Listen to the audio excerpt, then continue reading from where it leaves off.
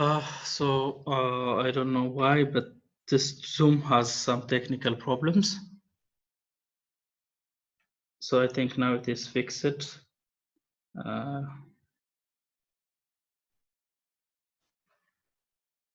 So we have stopped here.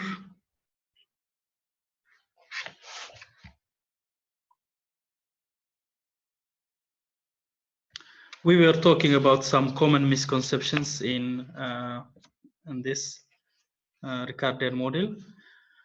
The first misconception, as I've said, is free trade is beneficial only if a country is more productive than foreign countries, and this is not true because, as we have said, as long as the opportunity cost is lower, then trade is beneficial to even unproductive countries. And the other misconception we have with this Ricardian model is free trade with countries that pay low wages they hurt or they affect high wage countries. So there is no unfair. That's not unfair competition. So low wages reflect low productivity. So production cost might not be low. So as we have seen in the Ricardian model, wages are equal to the price of the products that we produce, right? So consumers benefit because they can purchase goods more cheaply than the others. So like more wine in exchange for cheese. So producers or workers benefit by earning a high income by using resources more efficiently and through higher prices or wages. So as we have seen in the Ricardian model, we said wage is equal to price of cheese and wage is equal to price of wine. Okay. And the third misconception is free trade exploits less productive countries. So while labor standards in some countries are less than exemplary compared to Western standards, they are so with or without trade. So as we have said, since labor is assumed to be a factor of production that can easily move from one place, one sector to the other, or from one country to the other country. So labor usually goes to a place or a firm that can pay them more, right? So this will create some exploitation. That is what the third misconception is all about. So deeper poverty and exploitation may result even without exports. Okay, so it's not exploitation of labor is not only the result of the international trade. Okay, so consumers benefit from free trade by having access to cheaply or efficiently produced goods, and producers or workers benefit from having higher profits or wages as compared to the alternatives. Okay, so as we have said, labor in this country moves to labor. For example, if you take the US and Mexico, so most of the Mexican, like 95% of Mexicans, when they go out, they go to the US. Okay, and the main reason they go to the US is to find a job that can pay them a more wage than the ones that are in Mexico. Okay, so but even though this is one of the reasons, it's not the only reason that trade or this labor movements occur. Okay, this exploitation may result without exports. And the last one in this third chapter was transportation cost and non-traded goods. So the production specialization predicted in this model called the Ricardian model happens more than one factors of production reduces the tendency of specialization. So there is no only one factor of production. We have more than one factor of production. So in this chapter today, in chapter 4, we will talk about capital, labor, and land. Okay, so three of these factors of production. But as you know, in the Ricardian model, we have only focused on labor. And we said that labor is determinant of the productivity of a country, okay? So the other thing is protectionism. Protectionism means protecting your country's investors from competition from abroad or from products imported to the country. Okay, so basically the notion or the thinking behind protectionism, it's against free trade. Okay, because protectionism means a country tries to protect, or a country limits imported goods so that it can protect its own investors or its own farmers. Okay, but according to international trade, then there has to be free trade. Means products has to be freely imported and exported to and from a country. Okay, and products or this it's up to the customers to buy a product which they desire. So that is the concept of free trade. So protectionism goes against the free trade principle.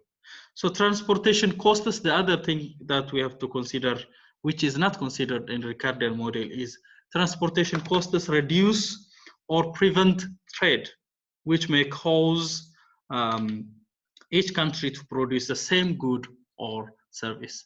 So if you remember in our maybe second chapter, we talked about distance and borders affecting international trade, right? So transportation costs should also be considered, okay? And the other thing is about non-traded goods. Okay, non-traded goods are goods that cannot be traded as international trade, or goods that are impossible to export. Okay, for example, you cannot export a hairdresser, or you cannot export a garage, right? Garage has to be physically there, right? So non-traded goods and services, example, the haircuts or auto repairs, they exist due to high transportation, and I mean transportation costs. These things are called non-traded because you cannot just move them from place to place, right? Or you cannot export them to other countries, right? So countries tend to spend a large fraction of, so the problem is a large fraction of a country's international, I mean a country's trade is also occupied with non-traded goods and services, okay? So countries tend to spend a large fraction of national income on this non-traded goods and services, okay? So this fact has implications for the gravity model. If you remember gravity model, we have said gravity model states that international trade of a country also depends on its size of economy, okay? The size of the economy also determines the size of international trade of a country, right? So, and for models that consider how income transfers across countries affect trade. So there are some empirical evidences. Trade between, for example, the US and UK. Okay, so do countries export those goods in which they are productive? Their productivity is relatively high. True. Countries usually export goods with which they have this efficiency in productivity over the other. Okay, and if you can see the data of the UK and the US trade in 1951, then you can see that the US has a high productivity with most of the goods produced. So all this time, the US had an absolute advantage in all 26 industries. But as we have said, having an absolute advantage doesn't guarantee you to engage in trading these goods to other countries. Rather, comparative advantage gives you the better advantage to international trade. So yet the ratio of exports was low because, as we have said, we do not depend on absolute advantage. So I'll just go over this very fast. Then, do wages reflect productivity? Yes, wages reflect productivity. And if you take the data from the South Korea and US, South Korea, for example, decades ago or 20 years ago, the wage rate paid to South Korean workers was very below the wage paid in the US. But now, if you consider the difference between wage in South Korea and average wage in the US, it's very little, okay, like 5%. So that is because South Korea's productivity has increased. And when a productivity of a country increases, the wage also increases, okay? So these are some of the empirical evidences, just this kind of example. So I want you to go through these examples, okay? So this is just to recap some of the pointers that we have discussed last week, okay? So I will now start the first chapter of, the fourth chapter of this course, International Trade Theory and Practice, okay? So give me a minute, let me open the file.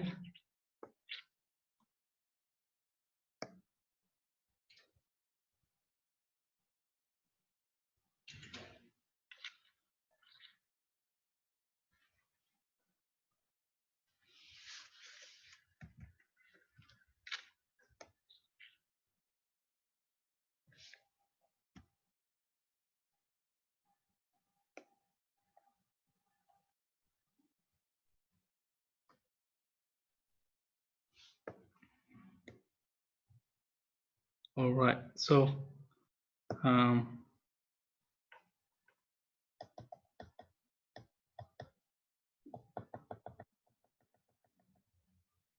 let me start from the first. So this is our fourth chapter, and the fourth chapter of this course is about specific factors of production. So we'll talk about specific factors of production model in this chapter, okay? So as we have said, let me summarize one more time. In the Ricardian model believes that trade leads to international specialization, and it is also based on comparative advantage. The other is Ricardian model believes that factors of production can easily move, which means we can easily move land, labor, and capital. And the third thing is Ricardian model believes that not only a country, but individuals can benefit from international trade, okay? But as I've said, the realistic analysis of trade must go beyond Ricardian model, because factors of production it's not only labor, but we have land and we have capital. And in these factors of production, there are some that you can easily move, but there are some that you cannot easily move. For example, labor, you can move from one country to another country, or from one sector to another sector, okay? But land, you cannot easily move, okay? So if there is a land in Korea, you cannot just move this land to the US or somewhere, okay? So this is called the mobility of the factors of production. So some factors of production are mobile, which means you can move them. Some factors of production are not mobile, okay? So Ricardian model doesn't have the whole or the full picture of international trade. So that's why now we talk about specific factor model, or in this chapter, which is about specific factor and income distribution, because in this chapter we'll talk about how international trade affects the income distribution of individuals. Okay, the reason is we say that international trade is mutually right. So we have said international trade is sorry, international trade is mutually beneficial, right? So we have said that both countries involved in international trade benefit from international trade, but this is not the trend. Okay, so some governments, they protect sectors of the economy from, for example, import competition.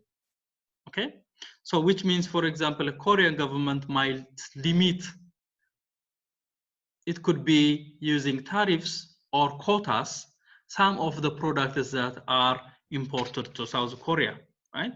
For example, the Japanese government limits the import of rice to Japan, okay? And if you take, for example, the US government, it limits the import of steel, textile, and other commodities like sugar from other countries to the US. Okay, so if international trade is mutually beneficial, why do governments limit imports into their countries? Okay, so which means there is some reason, or there are some reasons that force this governments not to allow imports to their own countries. Okay, so we will talk about this politics of trade, effects of trade on a country and individuals' distribution of income. Okay, so which means international trade, okay, international trade has an impact, or it affects, okay, the country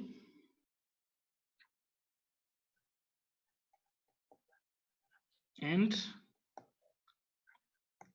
distribution of income.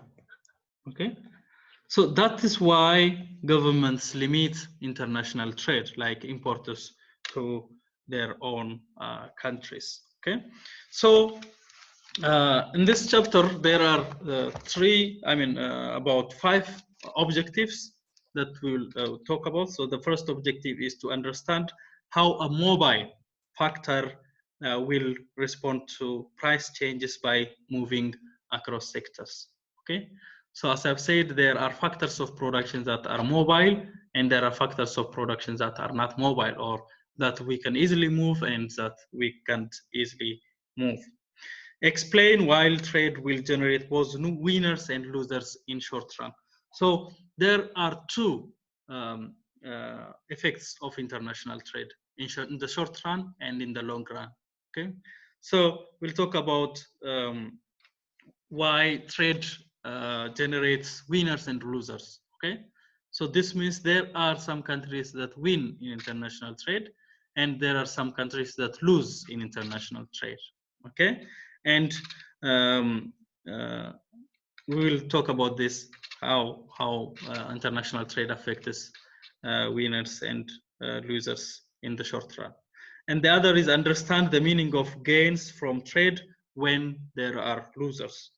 And the fourth one is discuss the reasons why trade is a politically contentious issue.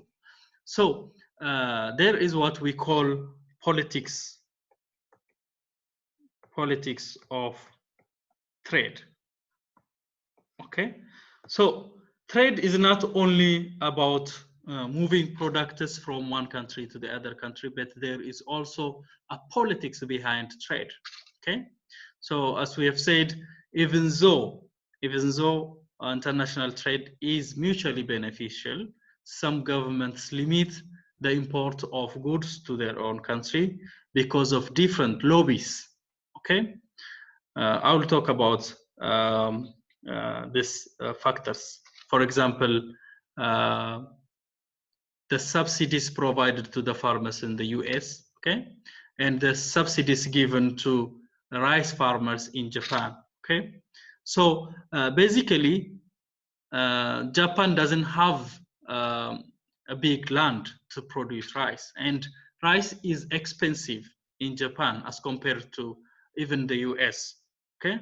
So for Japan, importing rice from the US or other countries will give Japan the advantage, because rice is very expensive and Japan is not in a position to produce more rice, okay?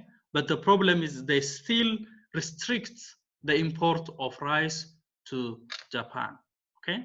And the reason is because they are trying to protect their rice farmers. And it is very difficult to switch skills from one sector to the other. Okay, so you might think, why don't Japan import more rice and engage these rice farmers in Japan to other sectors, for example, manufacturing sector, okay, where they can contribute. Okay, but the thing is, there are some skills that are not easily transferable. Okay, so they already thought about this, and they have calculated the cost and benefit. So Japan still produces less rice from other countries, and they try to produce more within their own country, but still the opportunity cost of producing rice is high. Even though the opportunity cost is high, Japan is still following the same principle. Okay, so there is some politics of trade behind that. So explain the arguments in favor of free trade despite the existence of losers.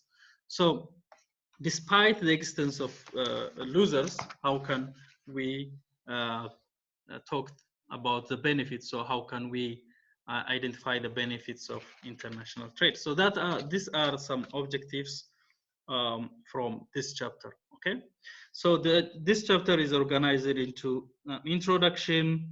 We talk about some specific factor model, international trade in specific factor model, income distribution and gains from trade, political economy of trade, okay, and international labor mobility. Okay, so this will be the main topics in this chapter. So let's begin with our introduction.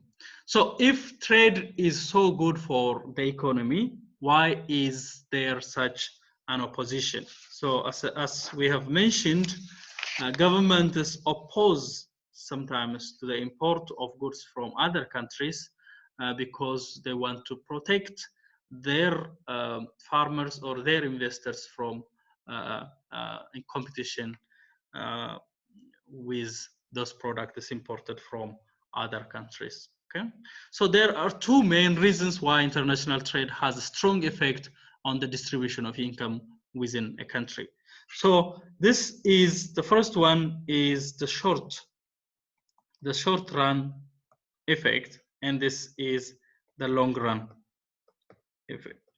So in this chapter, we will focus on this one, okay?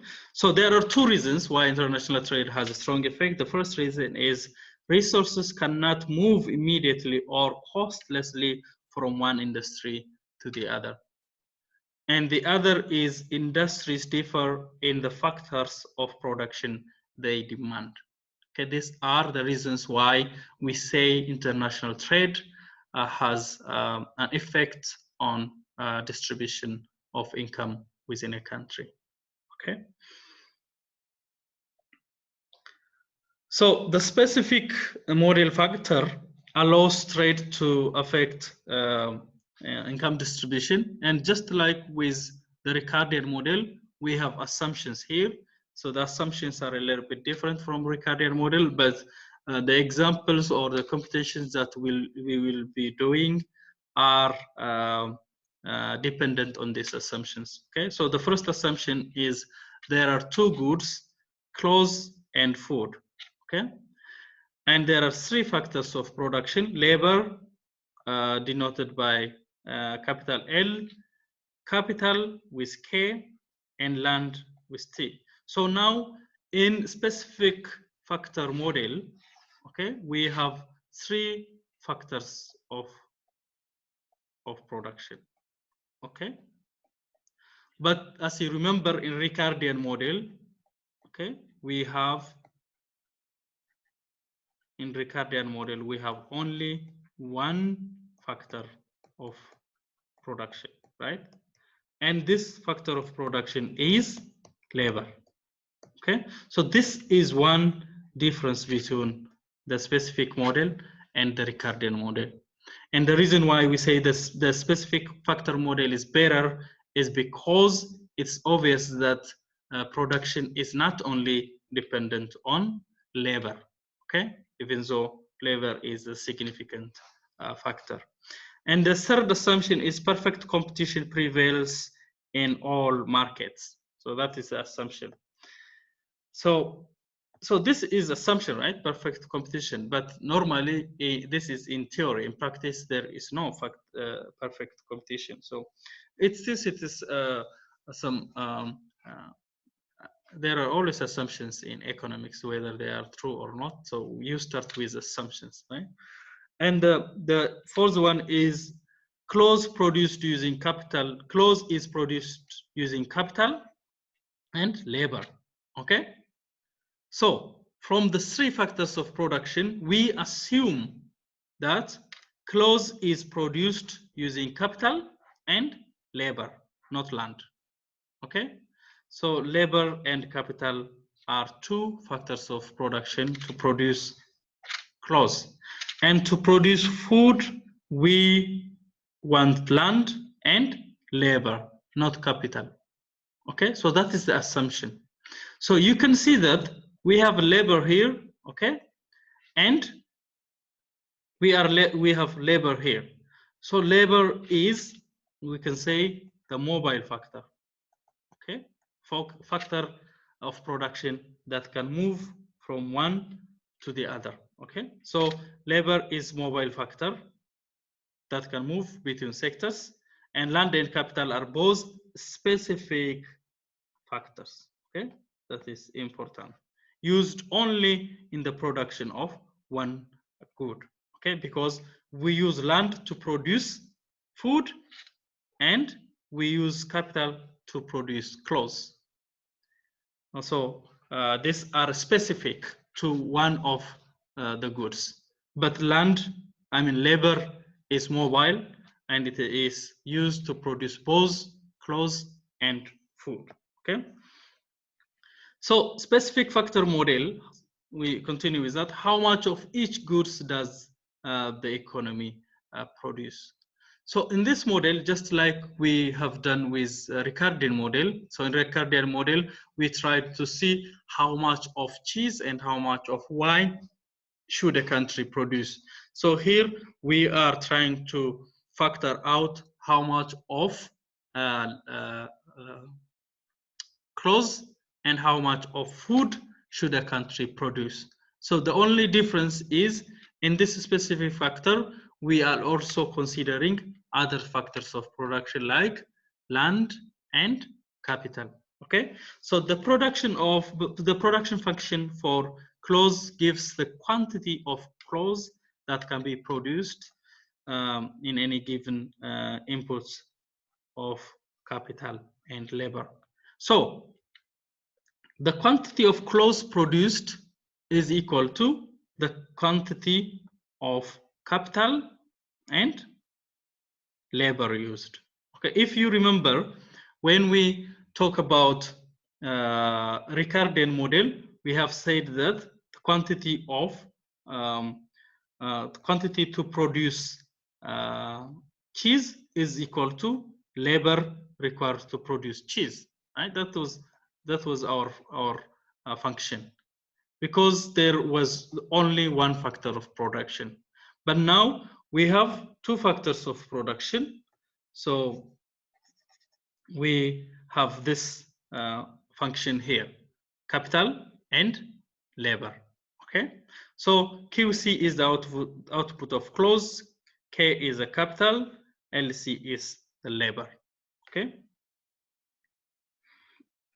and the same thing is true for production of food. Okay, so as we have said, to produce food we need labor and land. Okay, so quantity of output of food is the function of labor and labor and land. Okay, so keep these two functions in mind. So now we are to draw the production possibility frontier of the specific factor model. Okay, so how does the economy's mix of output changes as labor is shifted from one sector to the other? So when labor moves from food to clothes, food production falls while output of clothes rise. Okay, so now why are we using only labor? Because we have said that in our assumption the only mobile factor of production we have is labor. So we can move labor from one production to the other production. Okay, so we can move labor from production of food to production of clothes. So when we use more labor for production of clothes, then we produce more clothes and we produce less food, right? And when we take away this labor from clothes production to food production, we produce more food and less clothes. Okay, and we only move labor because labor is the only mobile factor of production we have. So in this figure 4.1, we have the quantity of C. So simply explained, quantity of clothes, quantity, labor used for clothes. Okay, so as you know, as we said, when you increase the labor that you use to produce clothes, then the production of clothes also increases. Okay, but there is a curve, right? If it was a linear, if it was like this, then you might say, so that is constant. Okay, so with increase in labor, then we increase production of clothes, but this is curved, and the reason why it is curved is because of the marginal productivity. Okay, so at some point the labor will be less productive. Okay, because unless you increase the capital also, only the increase in labor will not result in increase of quantity of production of clothes. Because at this point, we are thinking that capital is constant, right? So we are only moving labor, okay? We are thinking capital and land are constant, okay? So the curve here shows that there is marginal productivity, so there is the diminishing factor, okay, of productivity. So the reason is this diminishing marginal returns of productivity is because at some point, unless we use more capital, then labor by itself will not result in increase of productivity of clothes. That's why it is curved. Okay, so anyways, quantity of C will be equal to quantity of capital and labor employed. So the shape of the production function is curved, and that shows the law of diminishing marginal returns. And this is because adding one more worker to the production process without increasing the amount of capital means that each worker has less capital to work with. Okay, let's say the company has 100 million.